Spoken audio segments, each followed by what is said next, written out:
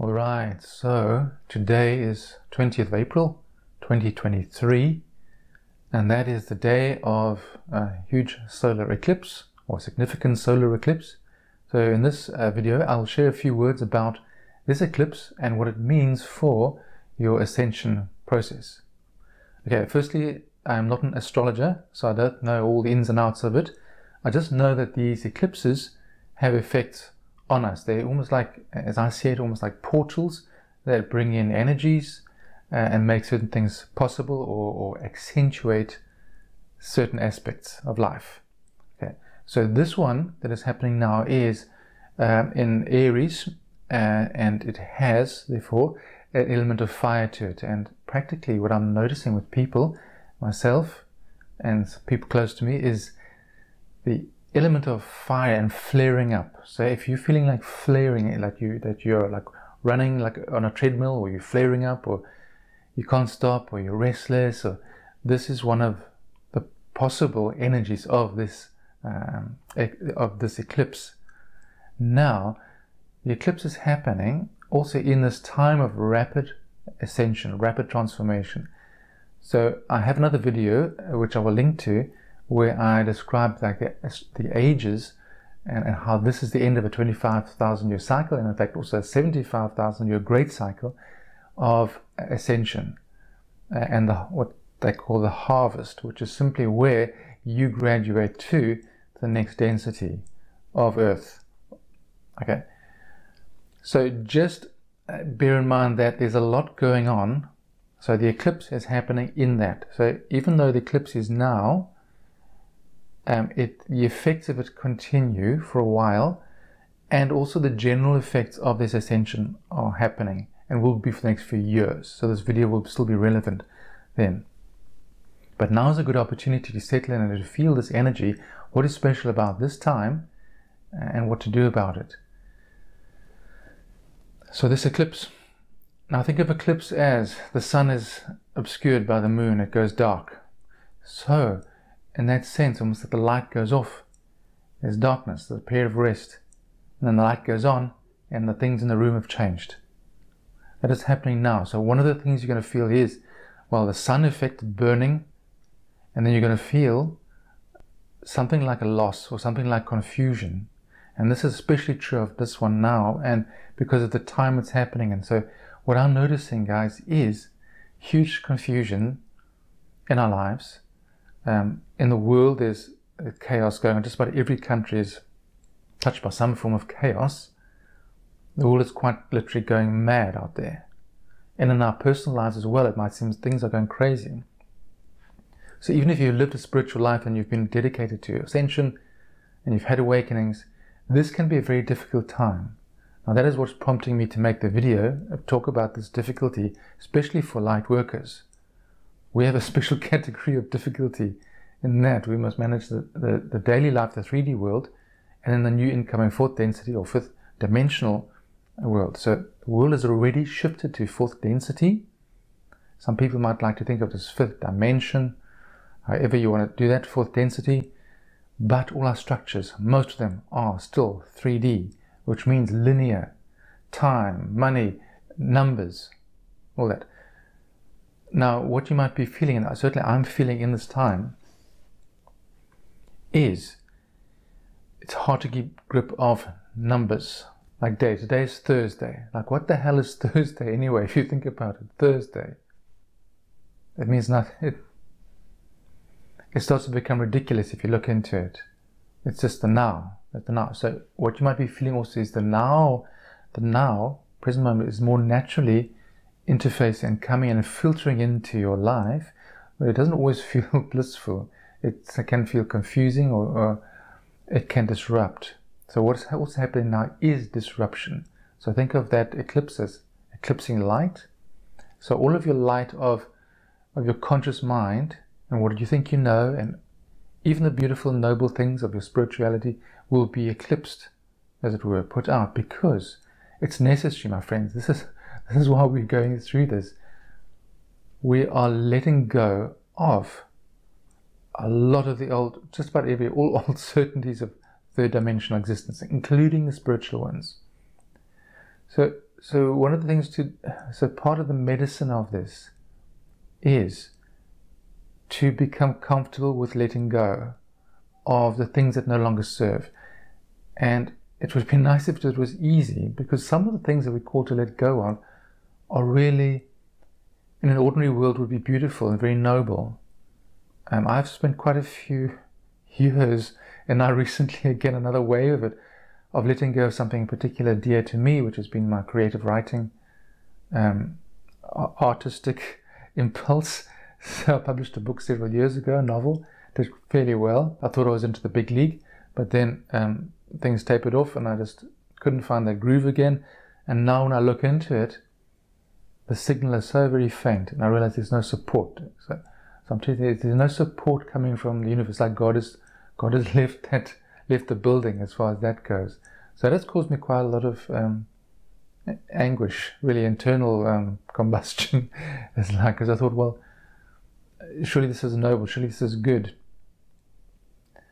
But now here's the thing, guys. When I look into that, now there's a noble and there's the innocent part of it, there's the talent, there's the passion, all that is there. So we're talking that in a normal world that would be fine. When I look into it now, I can see that there's the trace of ego. And that ego lies in something very fundamental, which is my identity. I identify as the author. For me, that would be a safe place, a good place to identify as. And right from a youngster, I had that as an identity, aiming for. Now, what we're going through, friends, is the breakdown of those identities. And even the most beautiful ones. So that's why it can feel painful and confusing. The spiritual identity, like the Reiki master, the yoga master, the teacher, the spiritual teacher, whatever you've been investing in and using as an identity, that can be subject to this occlusion or this darkening, not only with this eclipse, which would heighten it, but during the general ascension process. It's like that comment from scriptures that only it's more difficult for a rich man to get into heaven than for a camel to fit through the eye of a needle. So it is saying, this is the eye of the needle. This is the time of the eye of the needle. You strip down till nothing, friends. Actually, till nothing, because you don't know what is going to be carried through.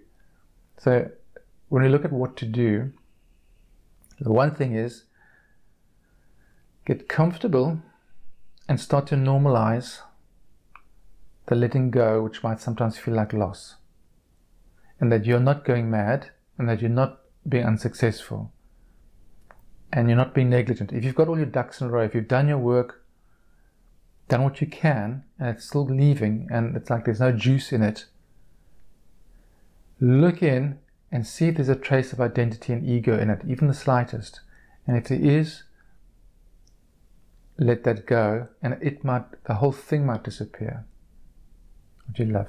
It might come back later in a new form, once the ego is completely out the way, when you no longer expect it, when you no longer need it. That's quite hard. This is quite difficult. I'm making this video because I've been going through it. I'm sure others are, and there's a general confusion of even your daily work, your job, things like that. Maybe you don't love it anymore. You just can't. Why should I go to work? What are we doing? What does this mean? So there's the impulse of the new world coming in. Also, why it's difficult, the new world is very, very young. It's here, but it's not really grounded yet. So it's not feeding us yet. This fourth density Earth is not feeding us yet. We're still being fed by third density structures, which are breaking down. So that's why finances can be very odd at this time. Numbers can be very odd. Picture that eclipse as that darkness, and we've got to rest into the darkness. So the eclipse is only for a few minutes or whatever, but metaphorically, we're in an eclipse time, which could be years, of letting go more. The darkening. So now the darkness also will arise in that. That's why we see chaos in the world. Darkness is arising to be seen, to be felt. Okay? So when you see that happening, just know that it also is natural. It's not the sign of terrible things. It's the natural breaking of the worlds, the separation of worlds. 3D and 4D is separating. So here's what's confusing too. We're in this one time-space bubble, okay? But there's a 3D Earth and there's a 4D. Well, 4D is actually where we are, but there's all the trappings, and the people of 3D are still here. We're all contesting the space. It can seem like that 3D is very dominant. So instead of engaging with them and arguing with them, move to what you love. Move to, in your mind, move to the peace. Move to building the new earth. Even though it's here, but it's not built yet. And walk through this like a pilgrim, just looking for the people and the things that resonate with the fourth density, the high dimensional earth. That is the work. That's the Lightworkers' work. It's just to look for those things, affirm them, and make in your own way, bring love, peace into it. So then, okay, so I've said the first thing to do is let go of stuff. Whatever's been taken from you, just hand it back to God. Let it take it. If it wants to come back later, it will come back. Okay. Second thing to do, my friend, the main practice is presence, the now. Because it's so chaos. It is so multidimensionally chaos out there. You cannot compute it with your 3D mind. That's why we're going a bit crazy. We're trying to work, how do we save my business? How do I feed my, pay for all these things? Cost of living is going through the roof. What should I do with my life? Things don't mean the same anymore. Okay, so there's too much. Your brain is going to rev and not find the answer. The practice is the now, the presence. So even now as you're listening to this, you can begin to slow down and begin to listen inwardly to the inner body, feeling the sense of the inner body, the breath, sounds around you, sound of my voice. And just breathing into that space. And in that space, give yourself permission now to let go of working so hard to try to make everything right and to find the answer.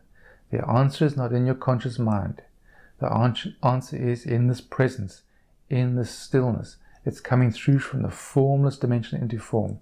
Your work is to still be present, look around, wait for opportunities and take them when they're there.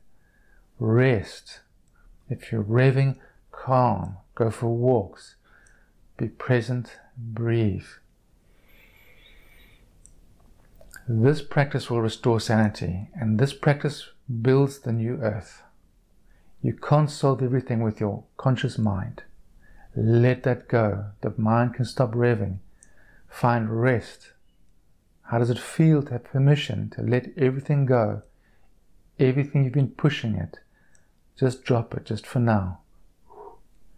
It's all part of an identity that is no longer necessary.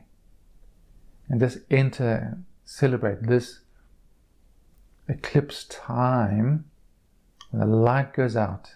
Rest in it. Be present. And then see what happens when the dawn appears, because it will. It is on the horizon. It is there. I feel it. But I feel it when I'm in this presence.